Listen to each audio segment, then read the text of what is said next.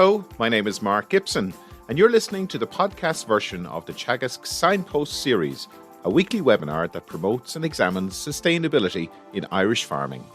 You're very welcome to the Signpost webinar, which is brought to you in association with Dairy Sustainability Ireland, Food Drink Ireland SkillNet, and National Rural Network. This morning, I'm being joined by Alan Dillon. Alan is the Dairy B500 campaign manager with Teagasc, and Alan will be helping me with the questions. Good morning, Alan. Good morning. Morning, Pat. And we're delighted to be joined by Maeve Henchion.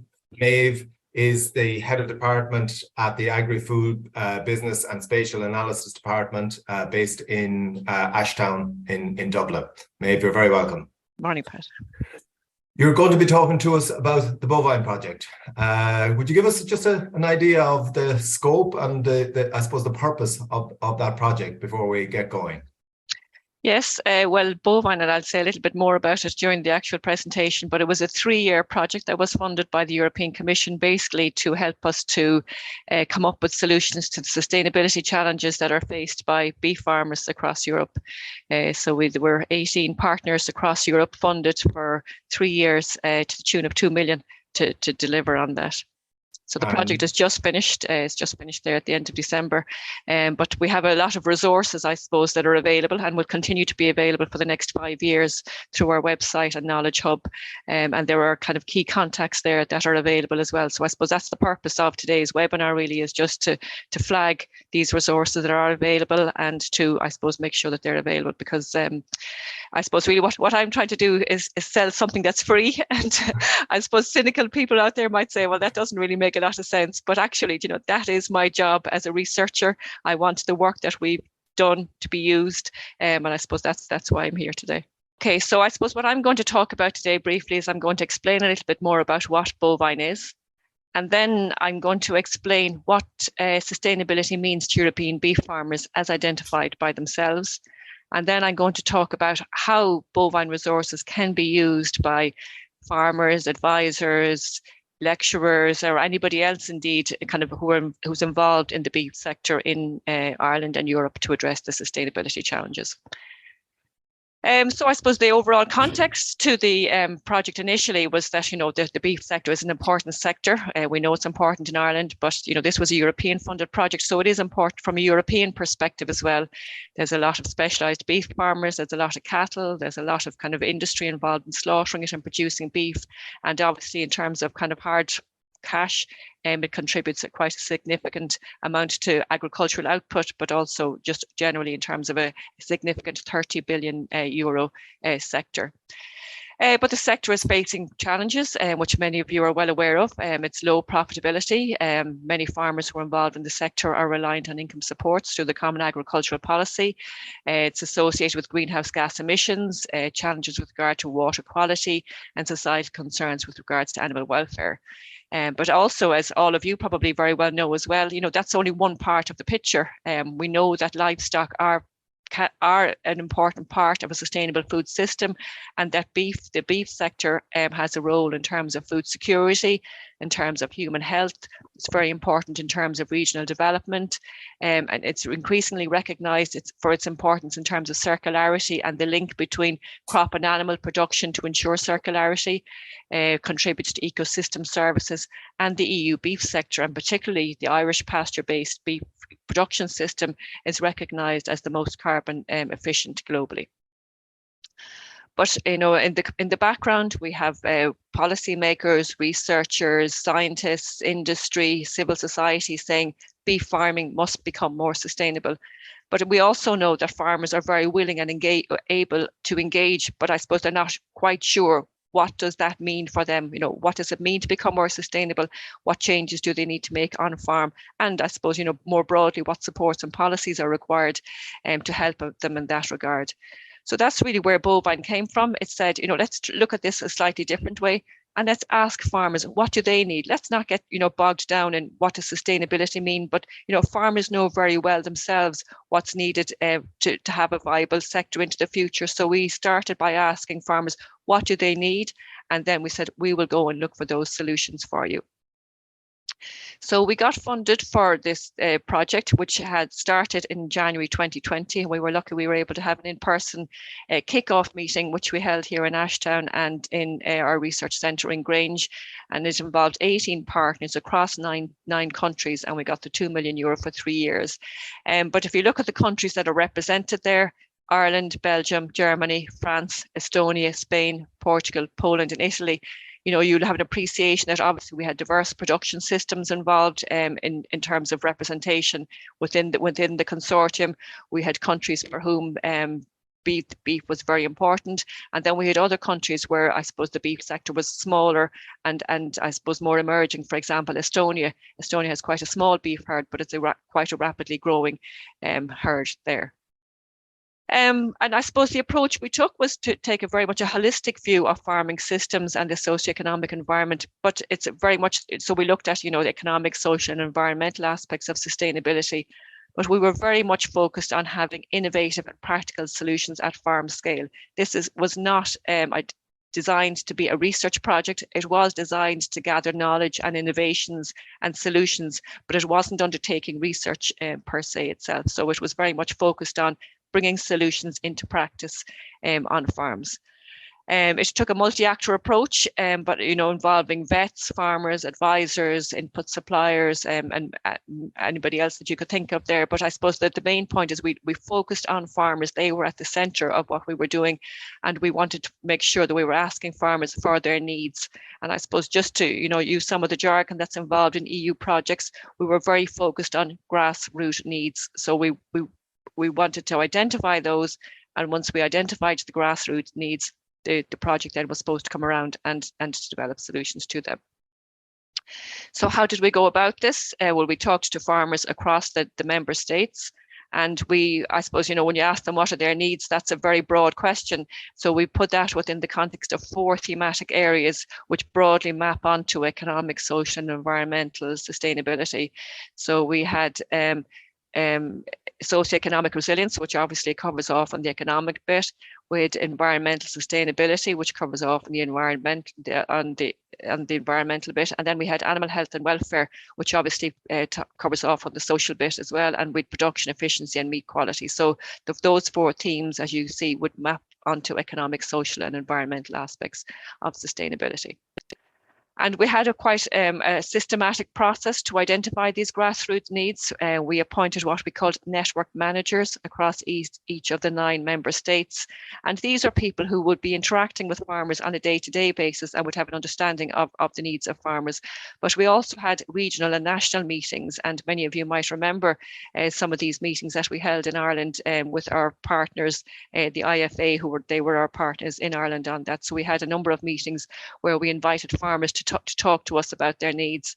And then once we identified those needs, we tried to, I suppose, refine them. And then we had to prioritize those. And we did that in a very structured way. And as I said, when we kind of were making those surveys and the voting, we want to make sure that we had various perspectives involved in that. So when we brought it to what we call our General Assembly, which is all the partners, we had the farming representative bodies, we had the advisors, we had the researchers. They were all involved in making that prioritization. So each year then we had what we call 8 priority topics, and there were 2 for each of the 4 areas that I spoke about. So I suppose it's just to, explain how we collected the needs and how we organized those according to each of the thematic areas. And look, we spent a lot of time asking farmers about what they wanted. So in total, in 2020, we identified what we call 96 grassroots needs. We identified 87 in 2021. And I suppose it was less of a focus for us in 2022 because we knew we wouldn't be able to respond to those needs in 2023. So I suppose we kind of didn't put as much effort into it in 2022. But I think there's a very valuable resource there, and we've captured all of those in what we call a grassroots needs register, and they're available on the BovINE website. So just to explain why we think that might be useful, all of those grassroots needs have been identified by farmers as required to address the sustainability challenges that they face. And I think if we can look at those needs, and respond to those, we can stimulate the adoption and long-term durability of effective solutions. And I suppose we can think about how can we find common solutions and how can we facilitate collective learning across Europe.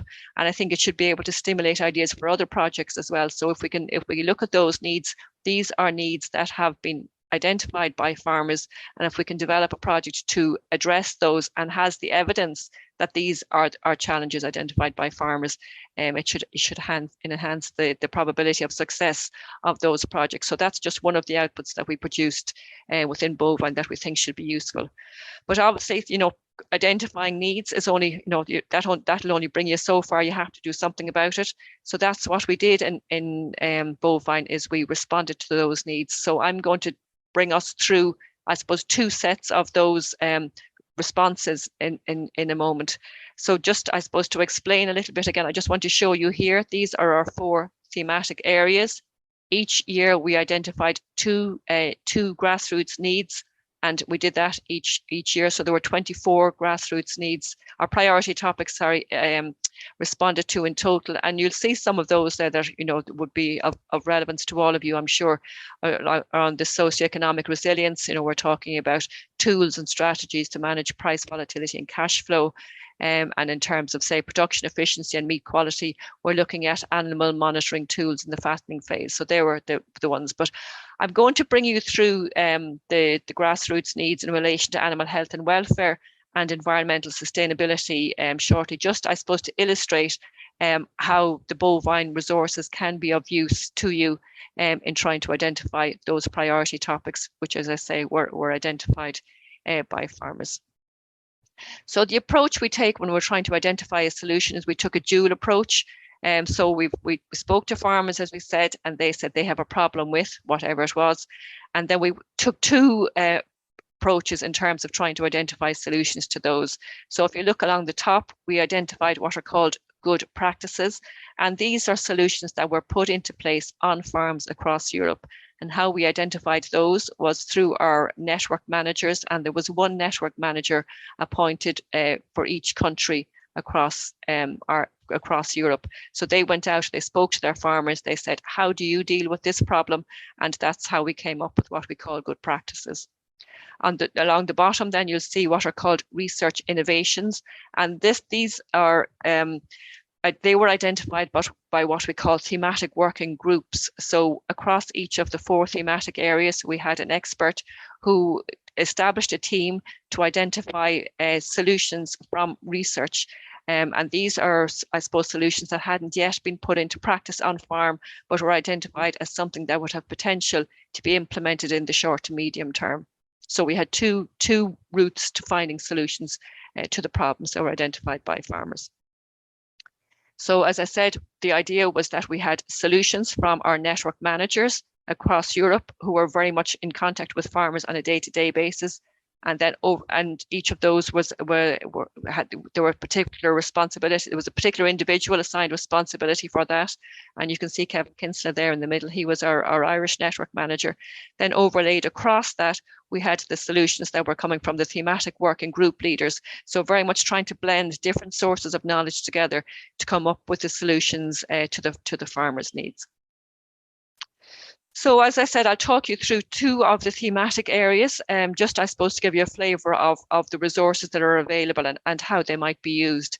And the slides here are from Alexander Rieck from FLI in Germany, because he was the person who was responsible for this particular thematic working group.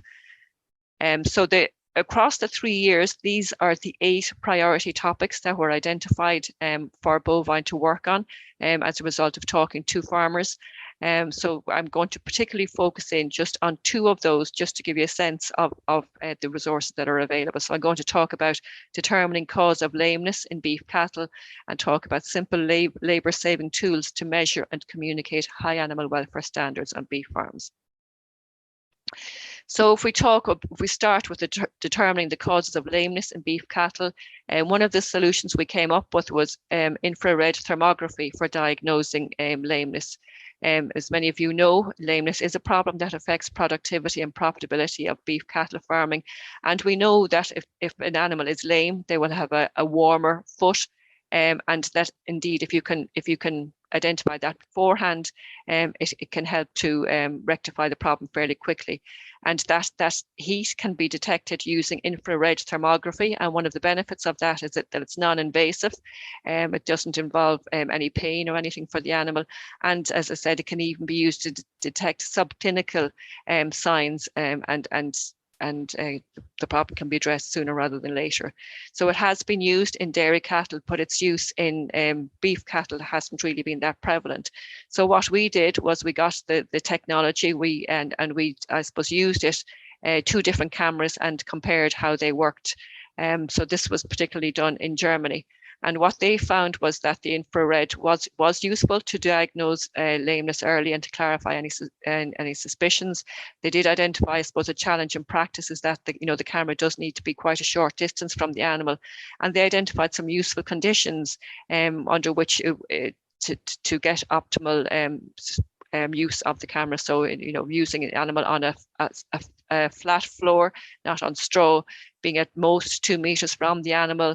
It might be necessary to tether the animal, and it's often useful to have another leg as a comparison to be able to see is there something different about the leg that you're looking at. So that they were what they came up with kind of there. So if you want to know a little bit more about it, you can scan the QR code there, but also I would recommend that you look at the BovINE Knowledge Hub. And what we have there is an article, just a kind of a text-based article with various images and links back to literature for those of you who want more scientific explanation and evidence around that. But there also, we have 2 demonstrations of how the camera was used in 2 different countries, and videos and pictures there. And I'm sure you're all very well aware that farmers and advisors, they like audiovisual material, and that was a particular brief of the project, that we wouldn't just be producing fact sheets, which are very useful in their own right, but because we wanted to, I suppose, demonstrate the application in practice and the challenges and the ways of doing that, we were very keen to have videos and pictures. So there's a lot of resources available on the Knowledge Hub. So moving on to another topic under the animal health and welfare, the simple labour saving tools to measure and communicate high animal welfare standards on beef farms. We took the particular example of bovine respiratory disease and looking at on-farm scoring, an on-farm scoring system for that. And I suppose, this is particularly relevant for feedlot cattle more so than animals that are at pasture. But it's just, I suppose, again, this is just for illustrative purposes.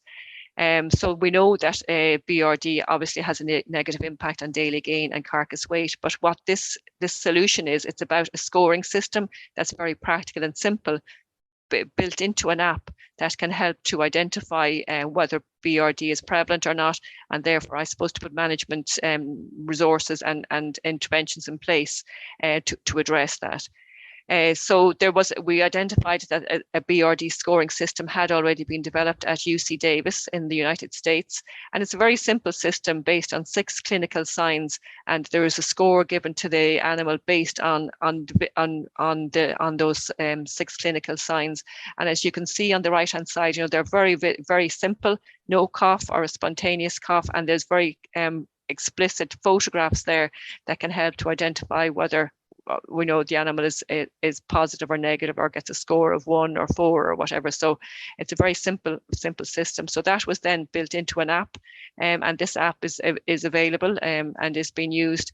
And the farmer can just say whether there is nasal discharge or eye discharge, and then at the end of the day they know whether there is a BRD score, positive or negative. And obviously, if there's a negative score, they're happy, and if there's a positive score, they know that they need to take some action. But it's a very simple tool. And again, just for those of you who are interested in knowing a little bit more, we have an article linked back to the literature and the scientific evidence around the science behind the innovation. And then there have been 2 demonstrations, one in Germany and one in Spain, where there's a lot of videos and pictures and fact sheets that are useful. And look, these are things that could be used in discussion groups or just to promote discussion as much as anything else. And again, I suppose just to highlight that there is there is a lot of work going on behind the scenes in relation to these innovations. So here, there was a lot of work done looking at not just academic research, but also at what we call the grey literature. So that would be reports done by various agencies and organisations that haven't been published in academic literature, but are available elsewhere. So there was a lot of work done to identify those, and the evidence is available within a database. So if you're particularly interested in animal health and welfare, I'd suggest that you have a look at this link here, and you can go straight to the 37 minutes and 47 seconds to get more information from the expert in animal health and welfare from Alexander Reek.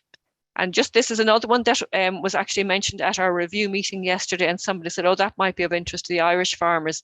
This was a solution to improve water quality. And if you just go onto our Bovine Knowledge Hub, you can find that very clearly, and you can see the photographs and the images there. And this is just something I want to highlight here. This is a demo. So this is where we actually got one of the solutions that are coming from the research side, and that were put into practice on farm. So they have been brought, I suppose, further along. So if you see demo, it means that it's a research innovation that has been put into practice. And that obviously, I suppose, would enhance potential uptake, because it has been put into practice, and obviously would be more useful. So we're shifting gear here now. We're looking at environmental sustainability and looking at what we did around that. And this presentation is structured a little bit differently to the animal health and welfare, because if you can use the resources of BovINE, I suppose, to bring a holistic solution together. So if we look at the environmental sustainability, I suppose one of the first things we can do is try to figure out, how do we measure it? And in BovINE, we have documented quite a number of tools that can be used to measure it. Some of those are suitable at kind of across a whole heap of countries and regions, and some are more specific to individual countries and regions. And obviously, the more specific they are, the more accurate that they're likely to be. But there are trade-offs and all of that. So we've kind of profiled a number of them in BovINE. And this one here, CAP2ZER, where you see the flags there, that means that has actually been demonstrated in practice in the countries that are represented by those flags. So that was quite a popular tool for taking and demonstrating. But then I suppose, once we've measured it, the next thing is to try and see about how can we decrease the carbon footprint. And look, some of you are aware of a lot of these already, but what we did was we put a list of them together. And as you see here, these are the research innovations. These are the ones that are coming from research as opposed to having been put into practice on farms yet. But these were demonstrated in the various countries that are members of the BovINE consortium. So we have more insights into how they could actually work and practice in different countries. And these ones here, the good practices, they have all been put into practice on farm already. So we know that farmers have confidence in them and that they work in them. So I'm not going to go through the details of them here, but I think it's just to show that we do have a range of solutions brought together in one place that can help to reduce enteric emissions on farm. And just to go through some of the examples that are there, obviously we know feed management is one of the key solutions, and we have looked at linseed, and the other one there in the middle is actually a local one that was done in Belgium, and it uses rapeseed and brewer's grains in terms of feeding animals. And then the seaweed is one that some of you will be familiar with as a result of ongoing work within Teagasc as well. So, there's a number of areas that we're looking at there. And then there's the various additives, the nitrates and those as well. And the BovAir, that's one that has already been improved in dairy, but hasn't yet been approved in beef as far as I know. So we've just, documented those and I suppose reported those, and they're available there as solutions. So then if you move beyond the carbon reduction or the emissions reductions, we're looking at carbon sequestration. Again, we have a list of research innovations and good practices there, and some of those have been demonstrated in practice. So if you're particularly looking for solutions around carbon sequestration, you have a set of them already identified there with videos. And so, again, as I said, they could be useful for farmers and discussion groups. You can talk about solutions that have been implemented elsewhere. How might they be adapted? How might they be suitable for Ireland? Would they even be suitable for Ireland? So I think there's just very useful resources there. And sorry, just trying to get 1 second. Okay. And then obviously in terms of, we're not just interested in emissions, we're also interested in biodiversity. We have a whole heap of research innovations and good practices there, ranging from using drones to map meadow birds to beetle banks. And you'll see there's a whole heap of different solutions that have been put into place in different countries. And, you know, they're documented in a very practical way to help with being implemented into practice. And these are just some nice images associated with those. I think the dung beetle, that's an example from Portugal, and we know that dung beetles can help reduce methane emissions and also improve soil fertility. The net boxes for bats is a nice example there. Farming with barn owls, that's something I think we've had some discussions in Ireland on already, and the flower zones, and those we're well familiar with. But I think, you know, the idea is, you know, we have a list of small changes which, if implemented, can improve biodiversity on farms over time. Another area in terms of environmental sustainability, obviously, is water quality and reducing nutrient leaching. We have, again, a number of solutions there, and they have been put into practice in different countries as well. So there's a range of possible solutions there. I'm not saying we have all the solutions. These are just ones that were collected through the BovINE project, and could, I suppose, form the basis of a starting point or discussions for on the topic. This was a nice kind of example here from Greece, I think. So obviously, maize is a feed that is used in some countries to feed animals, and there was a problem with cover crops. I know we don't grow a lot of maize here, but I mean, I think the point that has been made here is kind of useful for us to be thinking about, and it's an inspiration for thinking about other solutions. So the problem with is, if you're harvesting maize late, you can't really get your cover crops in. So what they did here was they sowed the cover crops at the same time as the maize. They sowed it simultaneously or later on, and this is just some of the results that they found. So they found that it was quite a good way of doing that. So if we've gone through the various measures with regards to improving environmental sustainability, maybe we need to be looking at incentivizing these various practices. And we had a look at a whole range of measures that are in place for rewarding farmers. And they're all documented on the BovINE Knowledge Hub as well. But Riet, who was responsible for this particular area, she developed a very nice graphic that illustrates the various mechanisms that could be put in place to help farmers meet their environmental standards. It looked at ones at European level, and then ones that are more kind of adapted to local conditions, and I suppose suggested maybe there could be more local supports for those. And then there are, the potential for private investors also to be involved in the reward system. So I think even just that conceptually, that conceptual way of looking at the reward systems is very useful. And we have different examples of those on the Knowledge Hub as well that I suppose can be useful in terms of thinking about what other alternatives and what other ways can we think about rewarding farmers for meeting environmental requirements.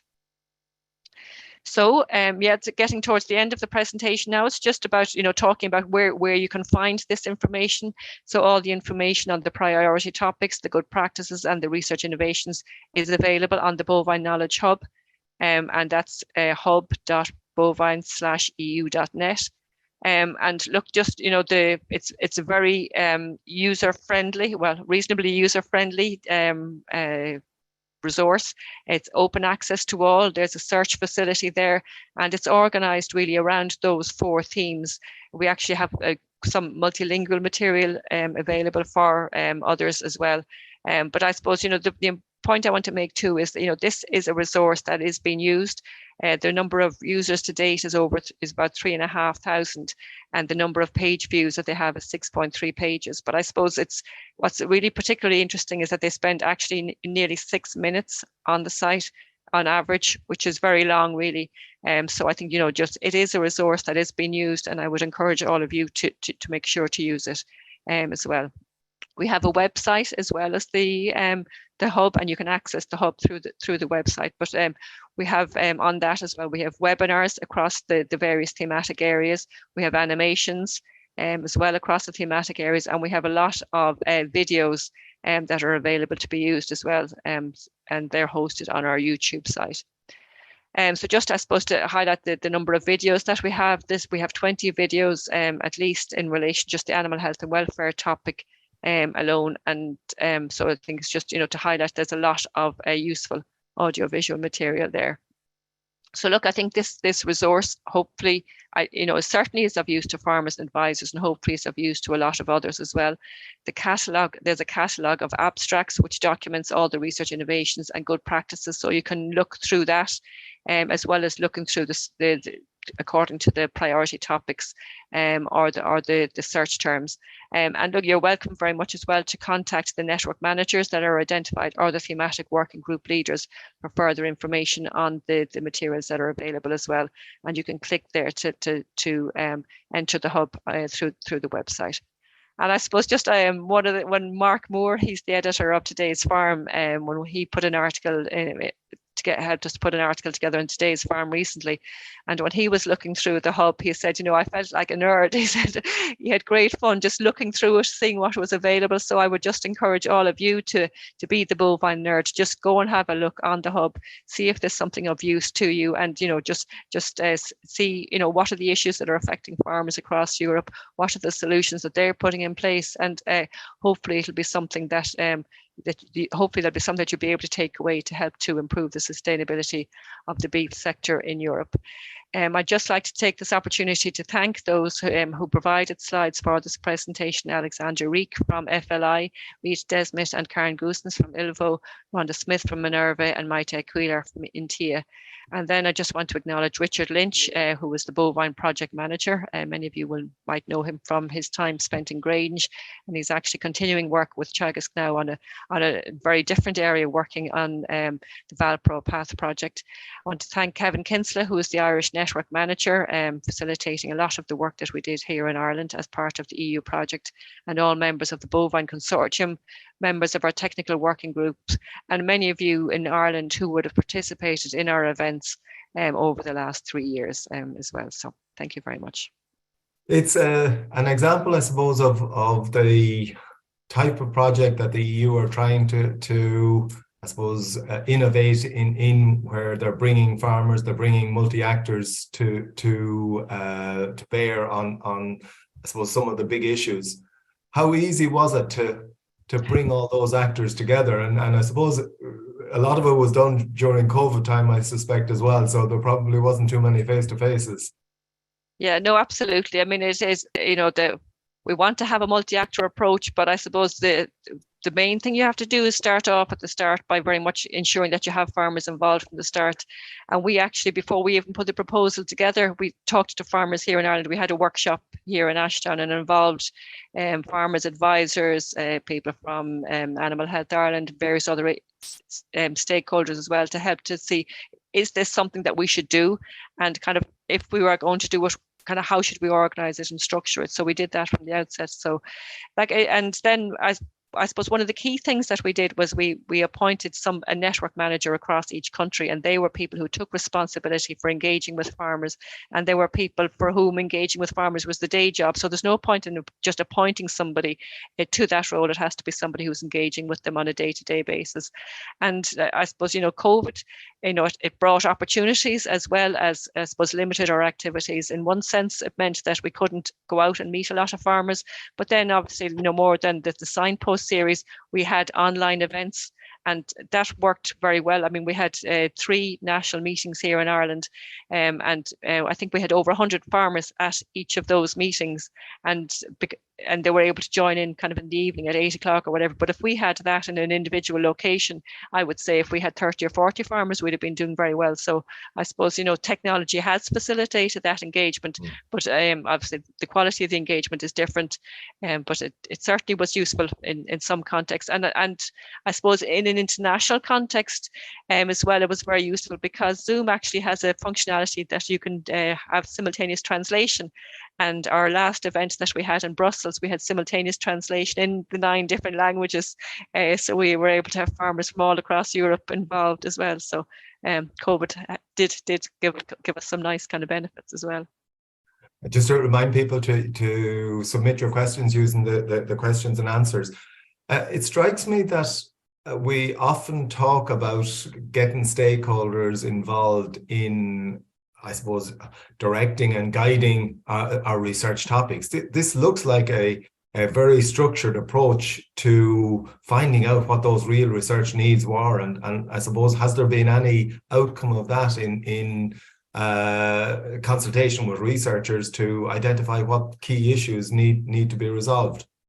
Well, yeah, we produced a peer-reviewed publication, I suppose, based on it. I suppose that answers your question fairly much, I suppose. But I suppose the key, what we were trying to do was trying to blend, I think, the different sources of knowledge. And if you remember, we were talking about, the good practices, which are coming from farmers, and that's a particular type of knowledge. And then we were trying to blend that with the scientific knowledge that was coming from the scientific community.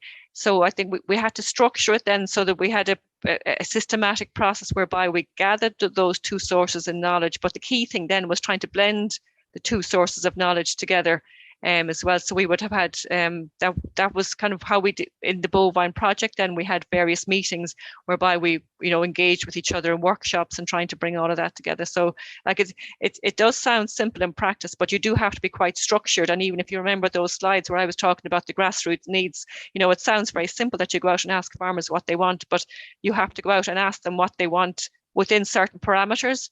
And then you have to, I suppose, reframe those into something that is a researchable question, if you like, so there's quite a lot of work to be done to even get to those grassroots needs. So there is a systematic process, and there's a constant reflection as well in terms of trying to make the process more efficient, because we started off with a bells and whistles approach, but then we realized really, we have to simplify it.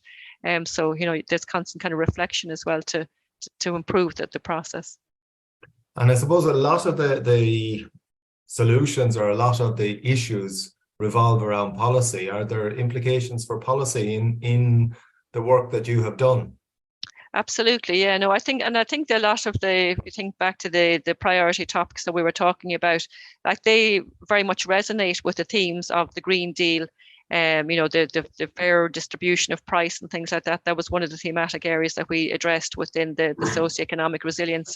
And I think a lot of for example, if we think about the solutions in relation to the environmental sustainability, some of those could very much be pulled out and brought into to be paid within the cap. So we know that one of the examples, it was one of the people in Portugal came to one of our meetings in Spain, and as a result of that, and one of the solutions that they found to environmental sustainability, that's now included as a measure for which farmers are getting paid in Portugal.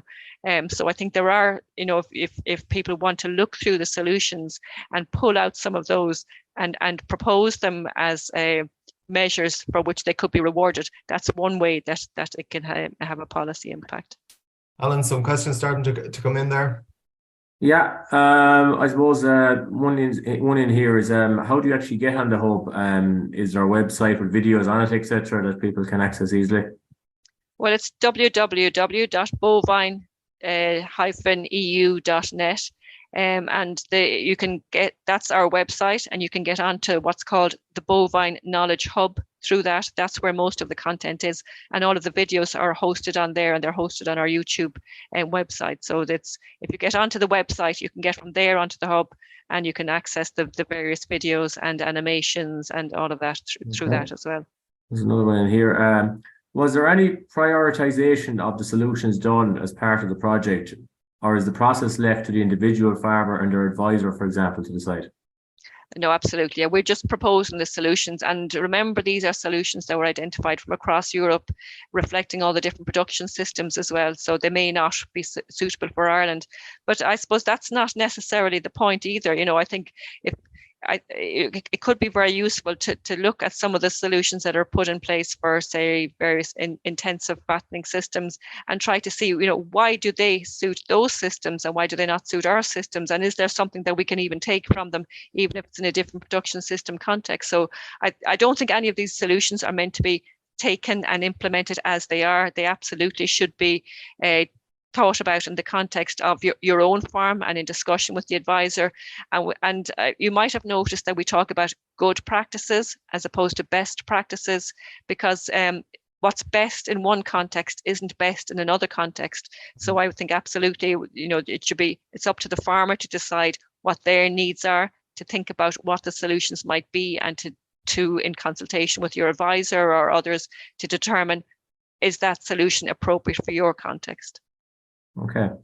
Another question there. Has there been any assessment of the efficacy of the solutions being proposed? And can users find out which solutions achieve the best outcome for their own individual problem? Yeah, no, well, we didn't actually do an impact assessment on any of the solutions. However, some of the solutions would be linked back to scientific evidence that would talk about the solution. So we were just coming up with, what is a potential solution, but we didn't evaluate them. But some work may have been done, particularly for the research innovations, to evaluate them. So if you go into the solution and click through to the various links that are associated with those, you will get some more information. Now, that information may not be available in all cases, but there should be some background material that's associated with the solutions that can give further evidence of them. But absolutely, we're not saying that these are the best solutions, and we're not saying that those solutions will result in the greatest reduction in greenhouse gas emissions. That wasn't the purpose of this project, and we'd have needed another 20 or 30 million, I would say, to have done that. Okay. Okay, I suppose one of the things that strikes me is the prominence that animal health and welfare got in the project, and I suppose it reflects a growing realization of that as a key issue. Were farmers, I suppose, at the forefront of the issues there, or is it something that they're coming to the table with, or is it something that there was a high level of realization of as an issue? Well, I suppose that this presentation did highlight the animal health and welfare ones, but I think our focus was across the 4 thematic areas. And I suppose when you think about it as well, the animal health and welfare ones were ones that were easy to, it was relatively easy to find solutions to them, because there were very specific problems. So I suppose they lent themselves quite well to solutions and demonstrations and the creation of videos. Some of you might remember and some of the national meetings, we talked about the dummy calf and the Madigan squeeze. That was one that was very popular, and it was just a nice kind of idea. It was the idea is that an animal, when they're born, sometimes they can be quite lethargic, and there was an innovation. Racing animals, you tie them up and restrict their breathing using a rope, and then they go into kind of a sleep, and you release the rope after a number of, I think it's 10 or 15 minutes, and then the calf jumps up miraculously and it's fine. But this had been put into practice on a racehorse, and then there was a vet who was part of the project, did that for calves as well, and we had videos around that. But because it was such a nice, neat kind of solution, it was one that kind of, I suppose, that took legs. So I suppose I wouldn't like to say that animal health and welfare is the focus of BovINE. It's one of the 4 topics, and I suppose just to be mindful of the nature of the nature of the challenges and the nature of the solutions, and how they might lend themselves to I suppose the creation of audiovisual material. Because the socioeconomic resilience one, for example, where one of the ones was around trying to improve the image of beef, that's a much more complex problem. And I suppose in terms of trying to find solutions, you don't have videos and audiovisual materials around that, but we did have a number of solutions kind of that are put in there as well. But farmers definitely are very conscious of animal health and welfare, and we had an excellent partner from FLI in Germany. If anyone is interested in that topic, an excellent partner there, and their institution is all about animal health and welfare, was specialised in that area, and so we were very fortunate to have excellent partners and very specialised in that area there. And I presume it's in terms of advisors and advisors working with their clients. There's materials in there and I suppose implications for advisors in terms of the use of that material. Yeah, and just one of the things that we did as well, which isn't highlighted here, is that we looked at the solutions and looked at how they impacted on other areas. So, for example, we know kind of the ones that gets thrown out is, if you're improving environmental sustainability, you're going to disimprove your economic sustainability. That's kind of a perception that's out there. But what we did was we tried to map the solutions across the 4 thematic areas to see if they had a synergistic effect or not. And one of the things that we found was, there are quite a number of synergies across areas. So if we do something in one area, it can have a positive impact in another aspect of sustainability. And what that brought home to us was, I suppose, the need to think about advisory from going back to the old kind of farm systems perspective.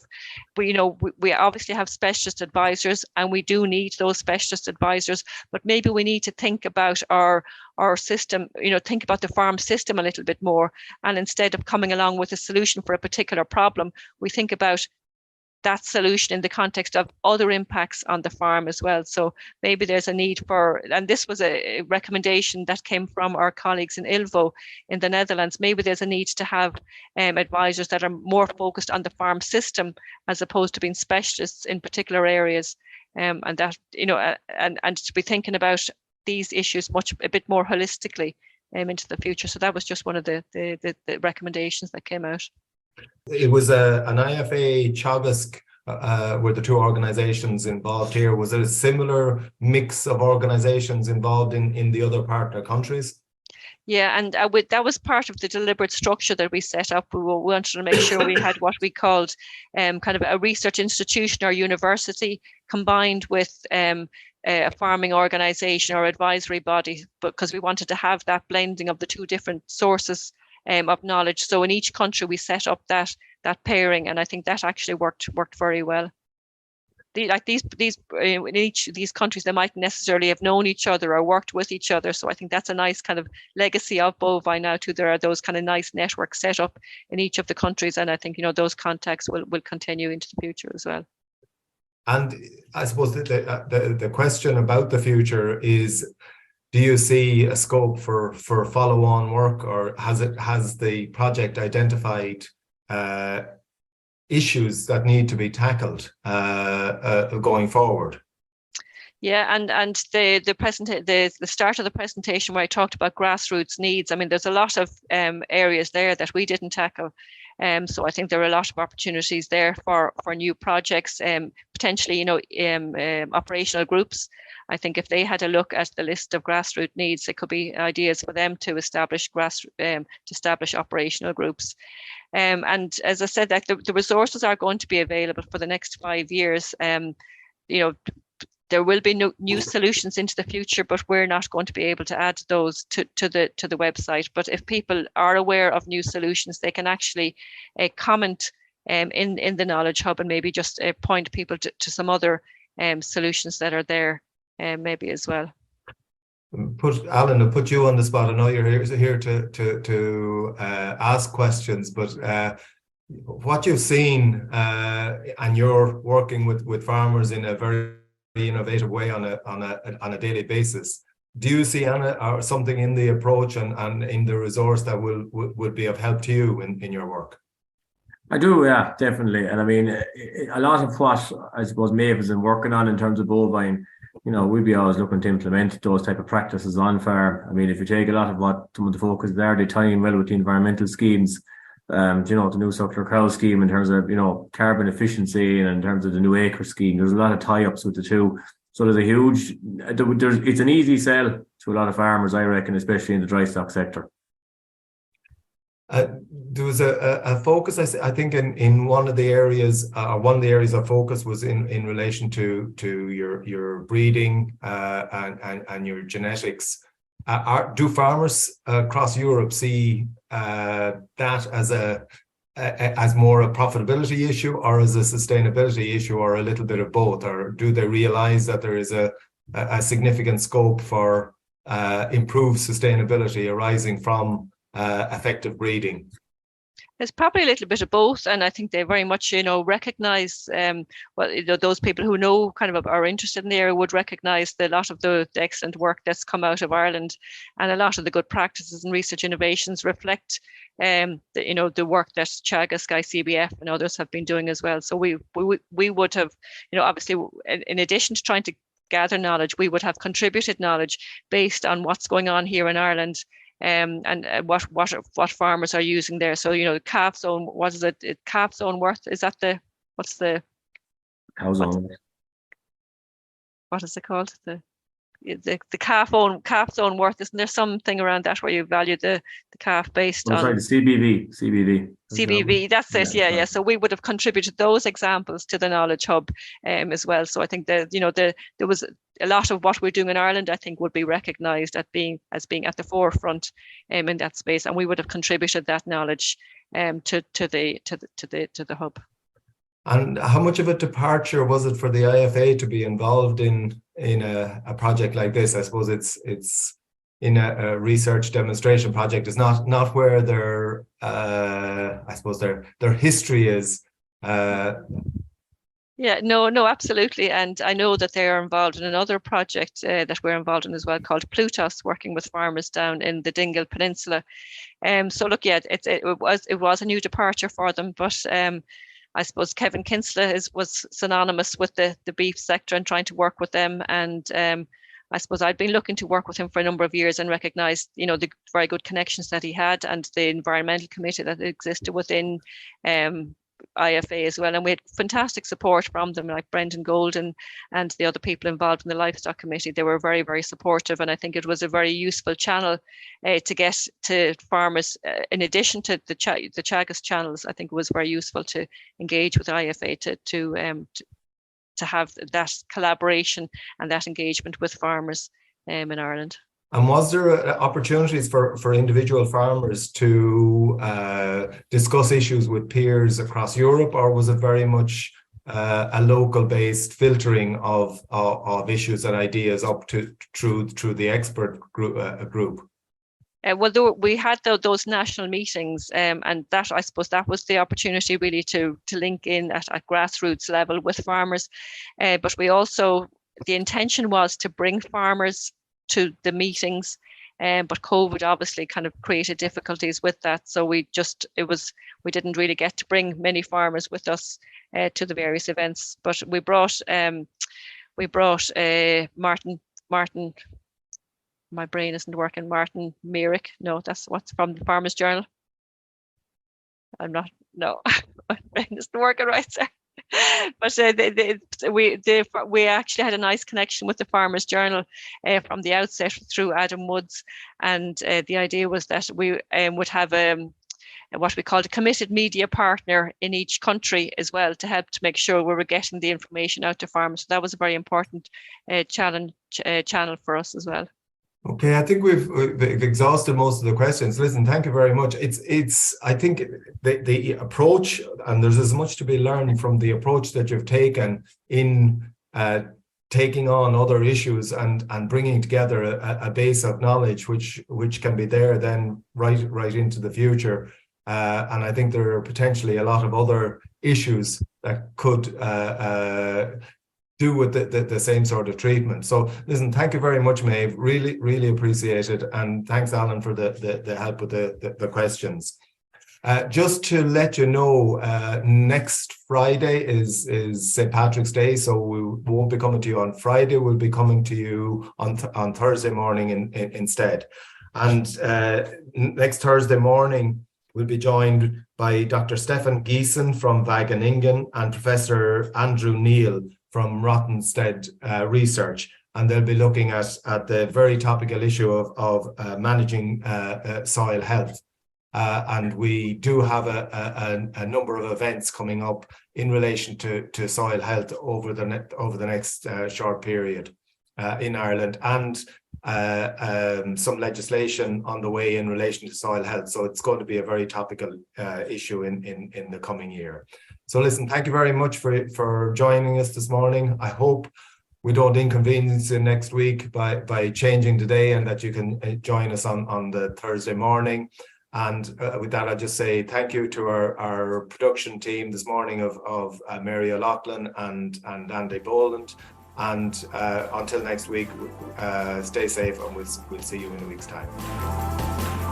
You've been listening to the podcast version of the Teagasc Signpost Series, the weekly webinar that promotes and examines sustainability in Irish farming. Don't forget to join us live every Friday morning for our latest webinar. For more, visit teagasc.ie. And you can also rate, review, and subscribe to the Signpost Series on Apple Podcasts, Spotify, or wherever you get your podcasts from. I'm Mark Gibson, and thanks for listening.